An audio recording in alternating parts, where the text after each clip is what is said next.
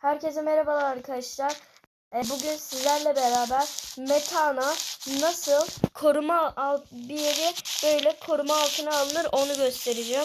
Şimdi korumasız şu ağacı ben bir koruma altına alacağım. Facecam de açık bu arada. Şimdi arkadaşlar bakın.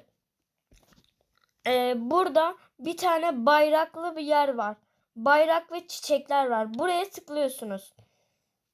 Bu alan geldiği zaman 16 alanlarını seçin. Buraya da herhangi bir alanınıza bir isim koyun. Alanınıza bir isim koyduktan sonra protect dediğiniz zaman burası koruma altına alınmıştır. Artık buraya sizden başka kimse bir şey yapamaz. Metan izle ve gör. Baba.